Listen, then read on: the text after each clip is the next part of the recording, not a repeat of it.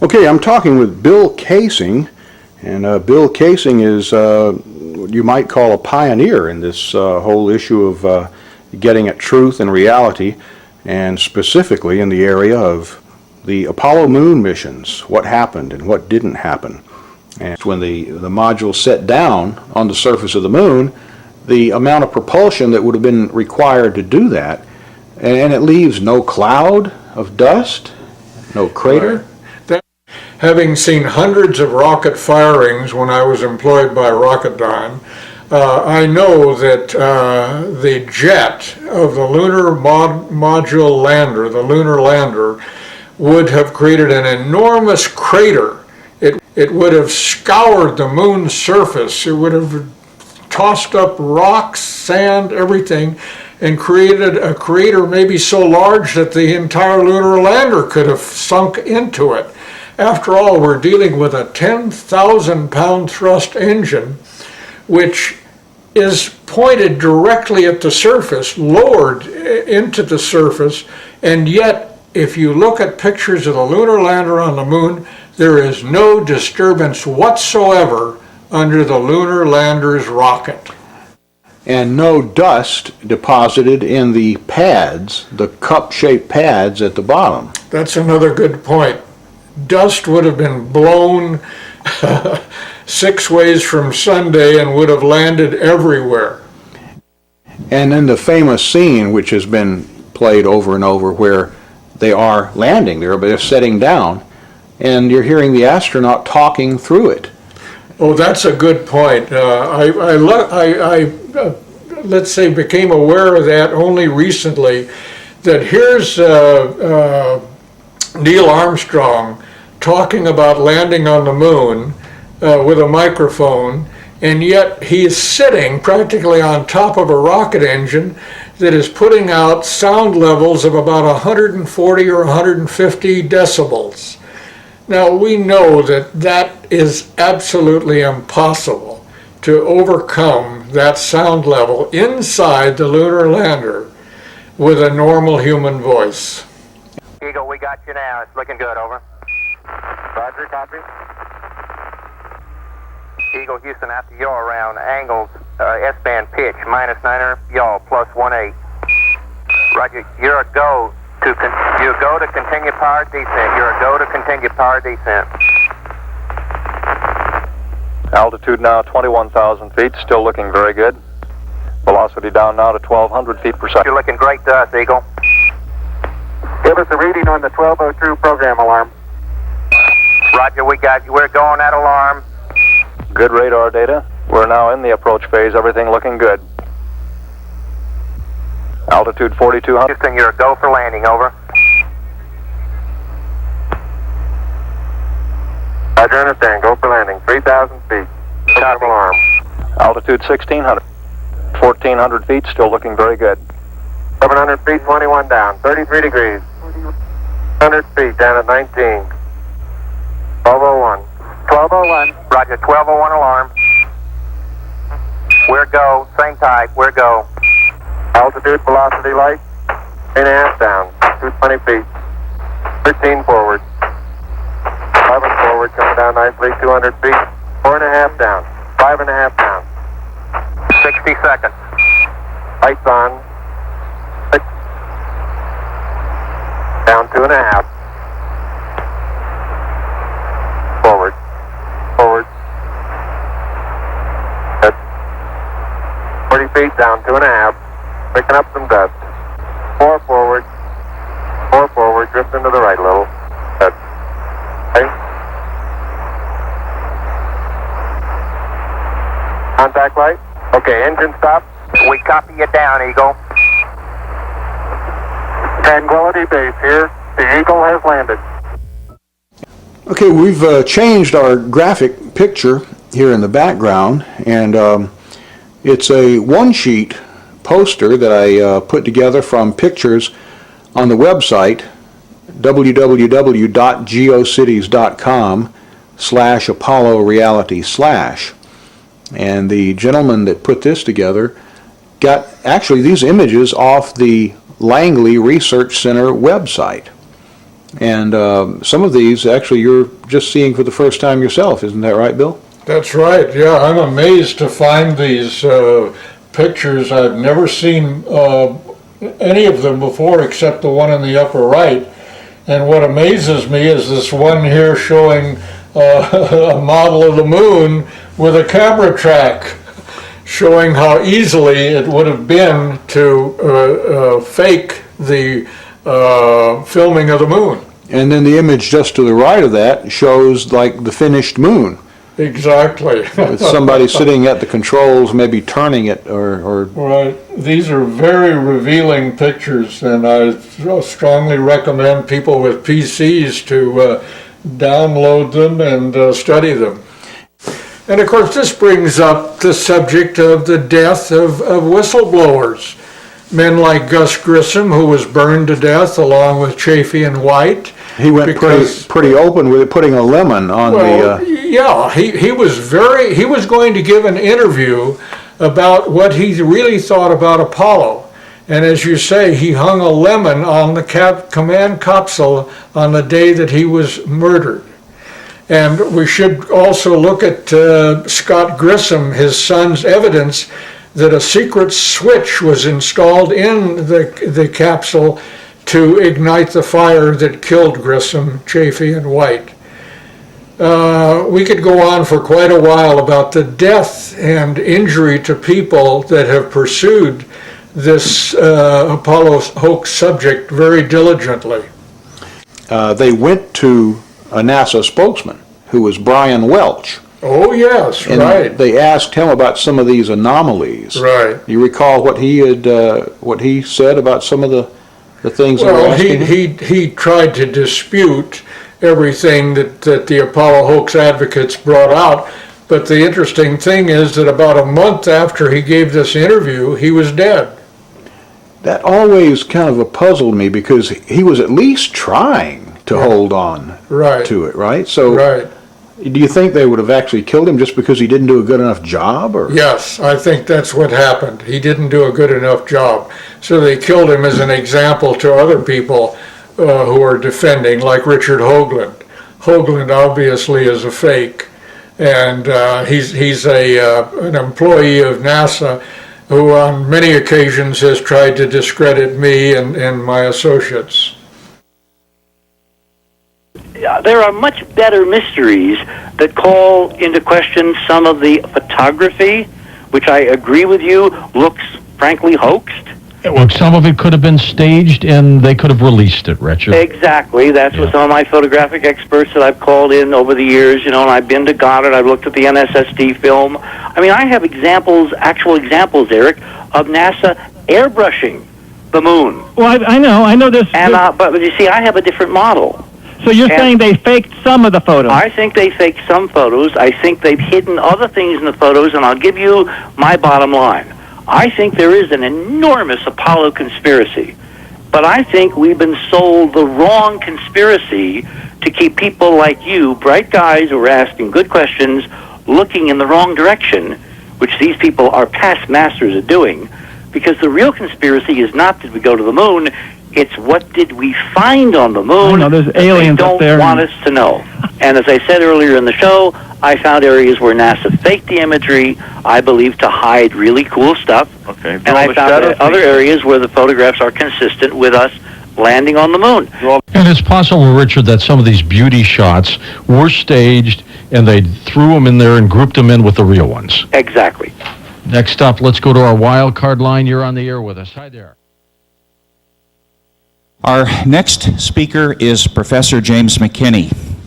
If you double the size of your rocket, you don't double the size of your payload. So you're very limited, and now let's try and get to the next planet or out to the moon. We have to start sending individual things up there, couple them together, and then go out to these other planets. By the way, there's a small problem with going to the moon, and inch by inch, NASA is leaking out that they know that there's a problem there. It's called the Van Allen belts, high radiation belts of charged particles around Earth, and we don't know how to get through them, they say. Well, isn't that interesting, because there sure didn't seem to be a problem back in 1969. Obviously, they didn't go to the moon.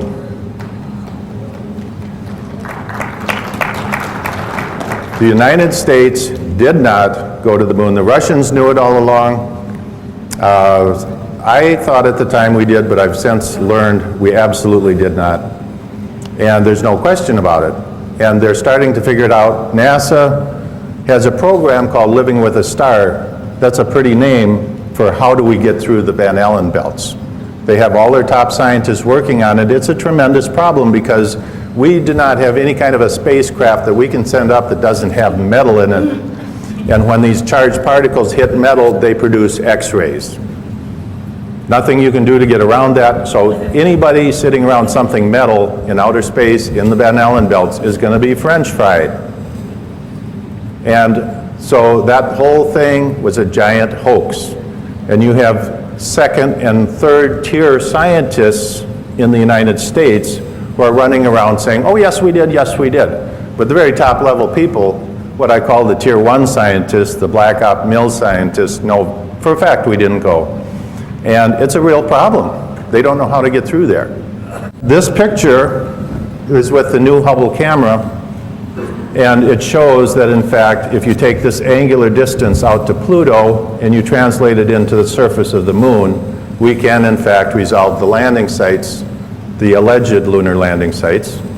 And the way you would do this is you take the pictures at dusk when the shadows became very long, and it would be a very hard thing for them to fake. So at any rate, we have telescopes on Earth that are much larger than the Hubble.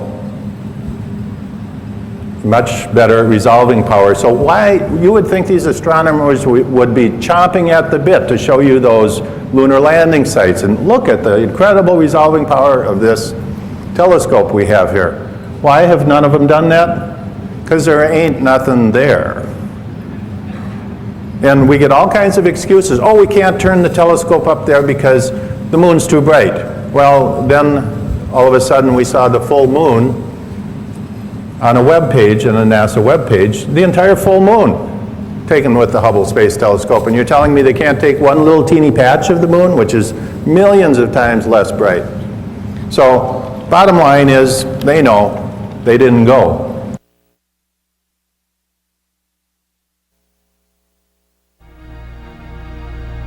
Join us now on a quest for the truth to the moon.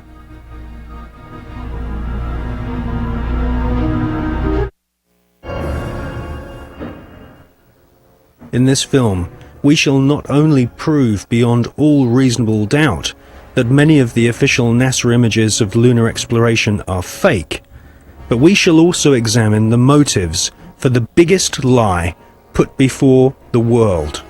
Why did NASA repeatedly fake lunar images and photographs? Why did NASA stage lunar expeditions which did not happen? The answer will surprise you. Clear the launching area.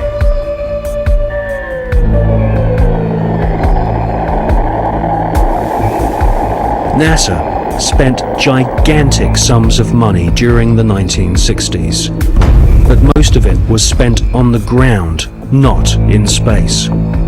Huge American corporations, many of which were manufacturing hardware for the military, made gigantic profits designing space vehicles and, more importantly, life-sized models of spaceships, and even huge stage sets resembling the lunar surface. Someone in NASA had realized that after taking billions of dollars from the American people, if they couldn't make it to the moon, they would fake it to the moon. Obviously, if you're going to somewhere that nobody has been before, you need to have a simulator which recreates that environment as closely as you can. If you're going to the moon, you recreate the surface of the moon. And here we see a section of the lunar surface created. It's about 30 foot high, 30 foot long, 35 foot long. scale is given by the two people standing in front of it. There were plenty of simulation exercises, but the point is, and should be taken into account in virtually everything that is discussed with the Apollo program, 400,000 people may have worked on the program in total, but none of them had a need to know more than his own job required. The people who were making the rockets didn't know what the people who were making the spacesuits were doing, because they had no need to know about that. Their job was to make the best models and the best simulation of the lunar surface that they could. And if we come up to this picture here, we see the three scales on which these models were built. We have here the whole moon as one unit. It stands about 20 foot high. We have here behind it a section of the surface of the moon. You'll notice it's curved. And here we have a more detailed section of the lunar surface. What you're saying is that the images which we're told show a camera pointing out the window of the lunar module as it's coming into land on the moon could well have been filmed previously using these large-scale models. That's right. It could well be that what we are looking at are films of realistic models. We have no means of knowing if they were actually taken on the lunar surface, or whether what we're watching is part of the simulation exercise and the training exercise.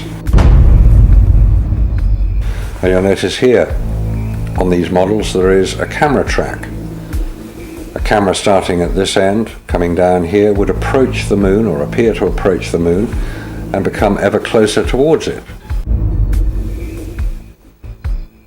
This is a simulation rig that was built. This is the command and service module of the Apollo program. And you'll notice that the window here looks out onto a block here. And there's another one here. They're curved. These are the screens onto which the lunar surface was projected as the craft made a simulated approach towards the lunar surface. Is what we're seeing a mixture of fact and fiction? It is fact, it is fiction. It's mixed together. It's hard to separate them until you examine it closely. If a spacecraft is in deep space, the only possible explanation for a light seen through the window of the spacecraft is the sun. It's the only bright light in space. If it's not the sun, then it has to be some other artificial light, which implies that that particular image is possibly fiction. July 1961. NASA was soon being criticized for the flimsy construction of their hardware. The first orbital capsules did not even have windows in them for the astronauts to look out of. One of the most vocal critics was one of NASA's most respected astronauts, an all-American hero named Virgil Gus Grissom, who almost drowned when recovery helicopters were unable to lift his space capsule from the sea. After a successful journey into space, Gus Grissom almost died through NASA's bad planning. Or was this an early attempt to silence Gus Grissom?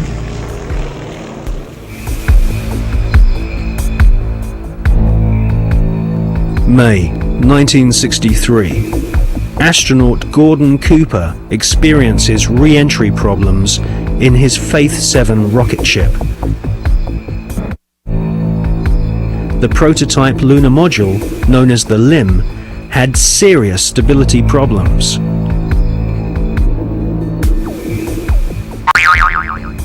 At this stage, there was no guarantee that even if NASA managed to get a spaceship orbiting the moon, they could land safely without killing the crew.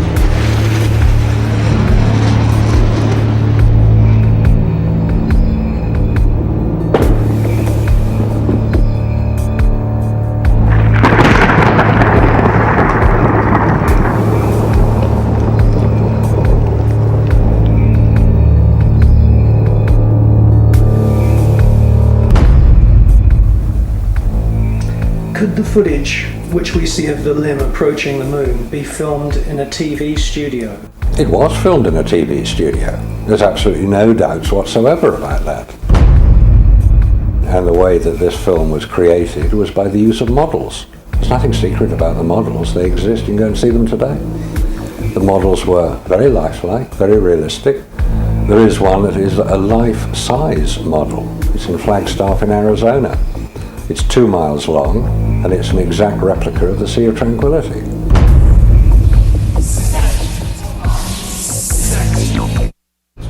The photographs were used to create from those images the replica of the Sea of Tranquility, so that if it was flown over in a helicopter, it would appear as if it was a spacecraft approaching a similar area to land. So yes, all the scenes of the lunar surface were filmed on Earth.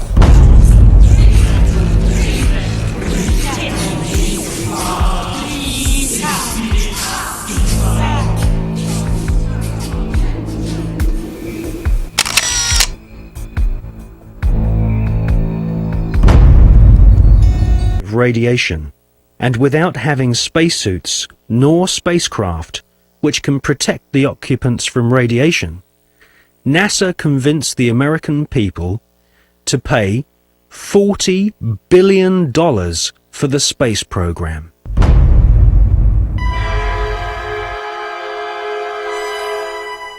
The most lethal forms of radiation, of course, are at the higher end of the spectrum. That's gamma rays and X-rays. We know what ultraviolet can do. If you stay out too long in the sun, you get sunburn and skin cancer and die, and it's all very sad. But gamma rays, and X-rays especially, are particularly lethal to humans, unprotected humans. There was no protection that I have been able to identify. I've found no reference to it. I found nothing that will tell me what level of protection is offered, so I have to assume none was. I've contacted the manufacturers of the spacesuits, and they said there was no radiation protection built into the spacesuits, because I asked them if these same spacesuits could be used by technicians to go to Chernobyl or 3 Mile Island, because the nuclear reactors produce the same radiation as produced in space. They said no, not advisable, no protection. James Van Allen grew up in the small Iowa town of Mount Pleasant during the 1920s.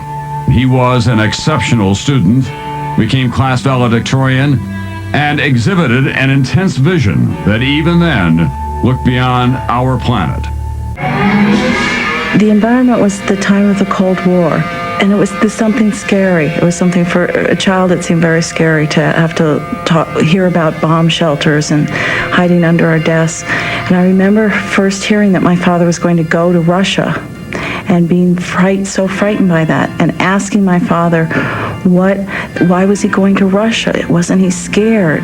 And I remember him explaining to me that in the scientific community, what they do, and as they take data and exchange data, somehow that transcends what is going on in the political arena. So that there is always a sense that the quest for intellectual activity was something very special. Remember that, so that the Cold War suddenly didn't seem very cold to me, even as a young child. In Washington,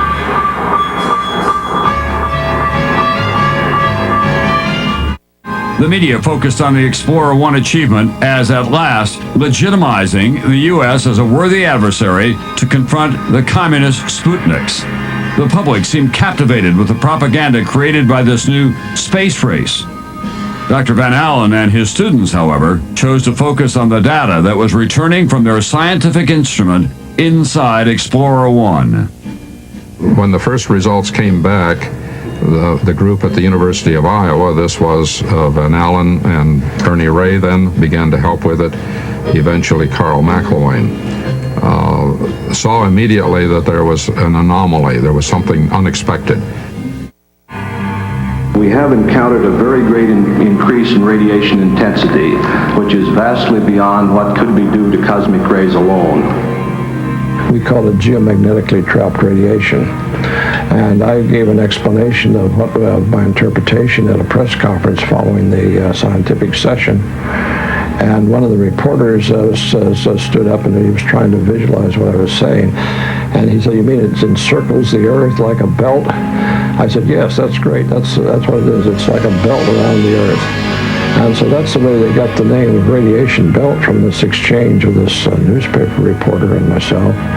Well, certainly the discovery of the radiation belts was the most important discovery of the International Geophysical Year, because it represented a discovery of some major phenomenon that had a substantial impact both on scientific research and on plans for manned flight later on.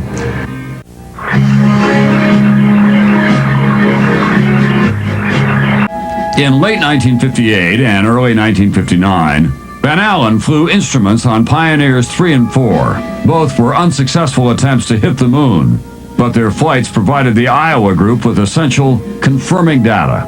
Pioneer 3 documented the existence of a second radiation belt, and Pioneer 4 became the first U.S. spacecraft to orbit the sun. Any ill effects from the Van Allen radiation belts? No. Now, I'm not sure we went far enough out to encounter the Van Allen radiation belt. Maybe we did. Say that I'm not a chemist, I'm not a geologist or an anthropologist. I'm a retired electrical engineer. I've worked at NASA Goddard for over 20 years. I'm retired now, and I have worked with image processing, which is similar to some of the things that are done on computers today. However, at the time that I did my work, the computers that are so well established today were not available. So Yeah, hello. I like your presentation very much, but I got a couple of questions here. First one is, what, if any, are the differences between you and Richard Hoagland concerning the politics on the cover-up? And part two is, what's the difference between you and Mr. Hoagland concerning the scientific implications of the face, especially since Richard Hoagland kind of brings in hyperdimensional physics into the picture of the face on Mars? Thank you. Okay, the one thing I'd like to clarify, I should have done at the beginning, Richard Hoagland and myself are like oil and water. The second thing is that, and I'll go into the third thing, is that Richard comes up with ideas where he does not have groundwork or supporting evidence, not even evidence, and certainly not proof that things exist where they don't. For instance, I've seen some of his work where he has found swastikas and German tanks on Mars, and he has found cathedrals on the moon Europa of Jupiter that resemble burnt-out cathedrals from World War II in Europe, and various other things which not only can't be proved, but they aren't even evidence, and I stay as far away from him as I can. And there was the last part of your question concerned, I forget exactly.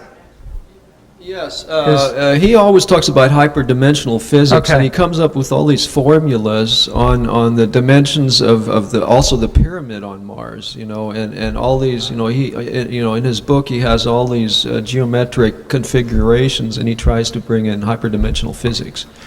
It's hard enough for me to give evidence and present it at conferences with facts that I can show to scientists, but to try to back up something with a relationship to another planet is so hypothetical that it just doesn't have the substance to hold up. Most scientists would classify that under the term of numerology and not have anything to do with it.